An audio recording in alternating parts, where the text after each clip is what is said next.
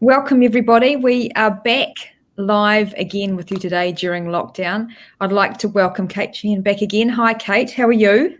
Hi, Bridgette. Good, thanks. Great. And we are focusing on new ways to divide relationship property. Kate, let's talk about what you do in the first instance.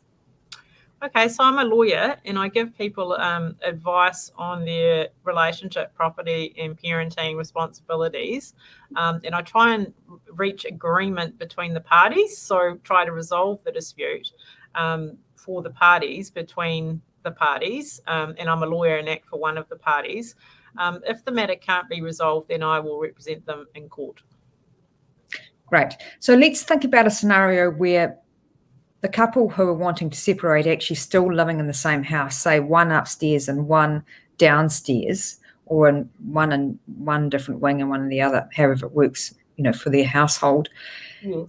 How do they divide the relationship property? People are always amicable generally for a start. And we always talk about being upfront about what you own and what you owe. What is your shared marital asset pool? Isn't that right? Yeah, well, that's the key. I mean, relationship property comprises of everything that kind of went into the relationship. It's not just one item. So the family home is a good example. So if you both own the family home and it's both in your names, that is one of the assets that comprises relationship property. The other items are like KiwiSaver or your superannuation and your contents, what's inside the house, So everything of that comprises what's called relationship property. It's a good point. How do you divide it? Well, this is the whole thing. It comes down to what the parties want and what the parties agree on. So the more amicable the parties are on what that looks like, the better the outcome for the parties, I think. And particularly the children, isn't it, too? We won't have to. The children as well. So the whole thing about dividing relationship property is you need to know what it is that you're dividing, which is why it's key to know what it is that you own and what you owe on the property in terms of any mortgage or loans or repayments as well, because you're both jointly and severally liable for the mortgage effectively. And also you both jointly own the property. Yeah. And any other debt that may exist outside the mortgages. So, I mean, this is the thing. People should know what they own and they owe, regardless of whether they're looking to separate or whether they're a single person or whether they're together. They should be aware of their financial responsibilities, but also in terms of what is an asset and what is a liability. They need to kind of know generally what that is. And the key thing with separating the relationship property is, you've got to see what it is, what comprises of it, and then you have to have some way of dividing it up effectively. And the more amicable the parties can be, the better. 100%. So I get asked all the time, and I'm sure you do too, how long is it going to take us to get through this process? And that really depends on the level of high conflict or how amicable people are, isn't it? It really does. Generally these things take time. It's not like a quick fix. Like selling a house doesn't happen overnight, or like these types of things just don't happen overnight. So generally it takes about 3 to 6 months in terms of a general overall settlement, and especially if you have to sell the property. So that's like relatively a relatively quick settlement. Or if you are both agreeing, like it probably takes three weeks to a month between the respective lawyers if you're both all agreeing, or else it'll be 3 to 6 months in terms of a short time frame, and that's if it's by agreement, not if it's a high conflict or a dispute. And the high conflict can take years. Yeah, it can take quite a long time for these high conflict divorce cases, because it takes time to go through the process and through the court system. And getting to the court now, 18 months, 2 years to get to court? It's quite a long time to get to court in terms of the substantive applications, but there is an interim or interlocutory or initial stage which can get into the court relatively quickly, especially when applications are urgent in terms of any domestic violence issues or any occupation orders, and also interim care of the children issues are usually dealt with relatively quickly, so to speak, in terms of the court's timetable. Now, one thing that's very important is that word communication. So any sort of communication between each other, particularly if it's high conflict. So phone, text messages, emails, they can all be used in court. So keeping a record of everything is really important, but also making sure that, two wrongs don't make a right. If your ex is abusing you over communication over whatever platform, you've got to not engage in that, because it can be in your favor, but can also be used against you. Yeah, that's right. I think communication is the key, right? Because people, it's an emotional thing. So people are wanting to react. I think the key is to take some time to think about it and then respond rather than react to the situation. But yeah, people need to be wary of the fact that nowadays, through Facebook, through Messenger, through WhatsApp, through all of the electronic communications, they can all be trawled right back in time and can be used in the court either in your favor or against you. And I undertake coaching how to communicate with your toxic ex, strategies and tools for how to communicate with them moving forward, and that's really effective for people. But yes, absolutely, people have got to take time before they reply.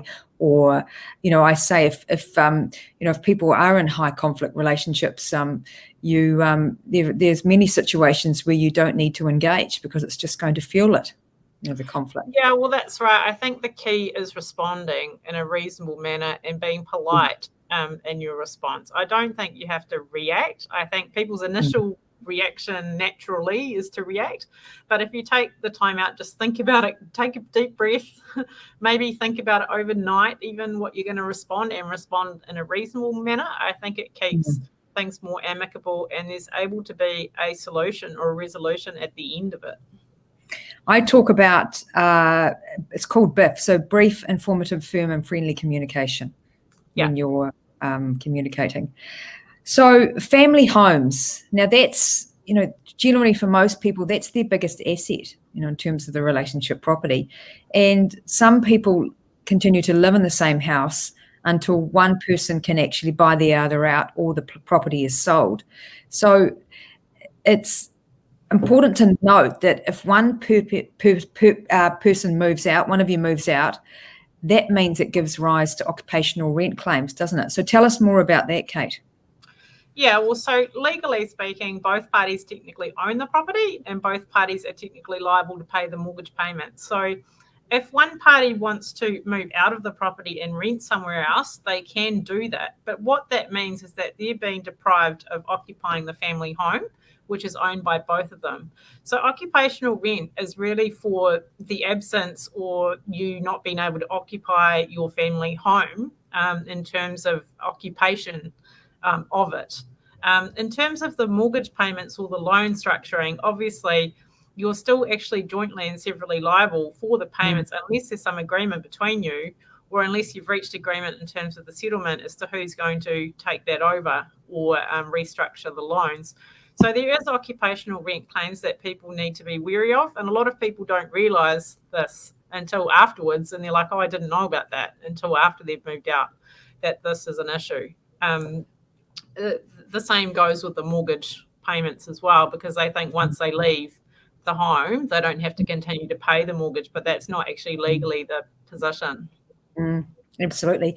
And a lot of people these days have rental properties. So, there is the possibility, the option for people to keep those and put in place a property sharing splitting arrangement, and you yourself could do the property sharing agreement for them, especially when there is both of their names are on the mortgage payments. And tell us more about that.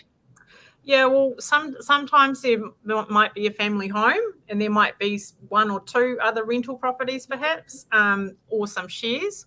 Now, what you can do is instead of just selling them all up and splitting the proceeds, you can actually continue to keep the properties and derive financial benefit from that between both parties, as long as both parties agree, and then you can put a property sharing agreement in place. So you don't have to sell the properties up. That's what I'm saying. There's options available to parties in terms of keeping some of the assets and then sharing in the proceeds, but you also, or the benefits, but you also share in the debts and liabilities. So you've got to be conscious when you're doing these agreements that it's a flip side of the coin. You've got to, benefit on one side and detriment on the other. And both yeah, absolutely. Do your numbers on those options. Is it better for you to sell everything up, or is it better for you to keep?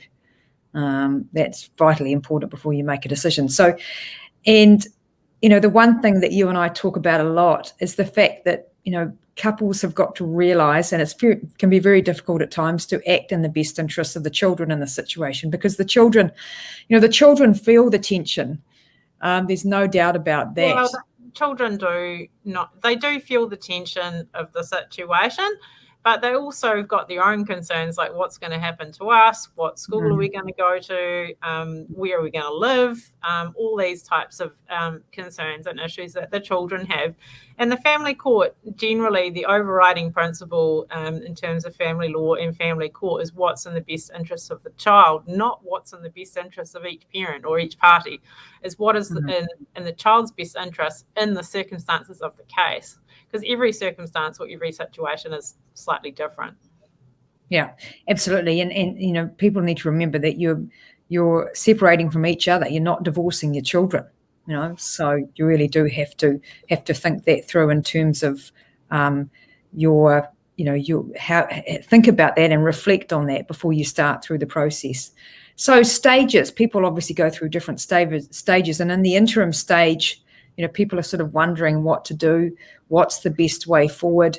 And, if you both can reach agreement around the kitchen table, or Pro C as it's called, that is a really fantastic option if you're amicable enough to do that, and it doesn't cost you anything to sit down and have that conversation. You don't need any sort of third parties involved in that. But also mediation is a really positive process to undertake, whether that's, it's a with or without prejudice meeting with lawyers, or I informally mediate lots of people's custody and relationship property. There's also collaborative collaborative practice of which I'm trained in as well. So that's certainly an option too. Kate, would you like to add something to that? Yeah, there are stages to this. It doesn't just, there's steps or stages effectively. So it doesn't just end up in a result overnight. You've got to go through the stages or the steps or the process to get there.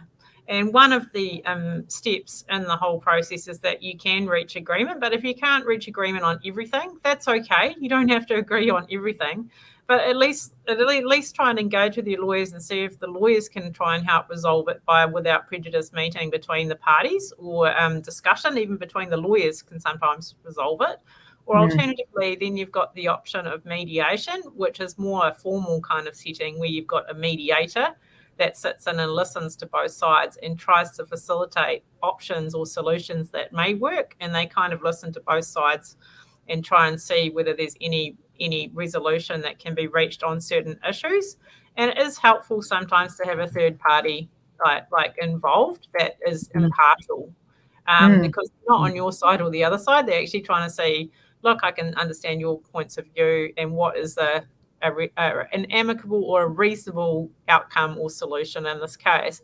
Because if you don't reach agreement either by mediation or between yourselves, it costs a lot more money and it ends up in court. Yeah, absolutely. That's totally what happens. So yeah, if you can actually take some time to think about, I say to my clients, you want to be able to look upon this process once you've passed it and really have acted as your best self and have no regrets in terms of the way that you've acted. That's really, really important. And a lot of clients I see can't communicate. So they need an intermediary who is able to work with the both of them to come to some positive agreement that works for both of them and the family. Now, Kate, let's talk about arbitration as an option for settling people's relationship, property, custody issues. Yeah. So one of the newer options that's come into play is that you can seek an arbitration rather than going to court. So what that means is that you put a formal, third party appointed person in to make a decision. So they're acting like a judge, but they're not a judge, they're an arbitrator, but they're acting as if they were a judge, and their decision, the parties can agree that that decision is binding. Now, that's instead of the court. So that is a newer kind of style option, and it is slightly cheaper in terms of the costs and also time, because it's a time effective option. And so that's a newer option that parties should be looking at if they've got time constraints or if they want to try and actually get something resolved. A lot of people think that court is the only option, but it's not the only option out there. The court option obviously is an option, but you're asking a judge to make a decision. Last resort, absolutely. So, well, Kate, thank you very much for joining me again today. We'll be back next week on Facebook Live. But if anyone's got any questions for either of us, do reach out to us. The questions the topics that we've been talking about today will be on, we'll add to this Facebook Live commentary, and Kate's details will be there as well. But thank you, Kate, for joining me again today. It's really insightful what you have to bring to the table in terms of discussion points. And thank you, everyone, for joining us, and enjoy your afternoon, whether you're in level 4 or level 3. Yeah. Thanks, Bridgette. Thanks, everyone. Bye.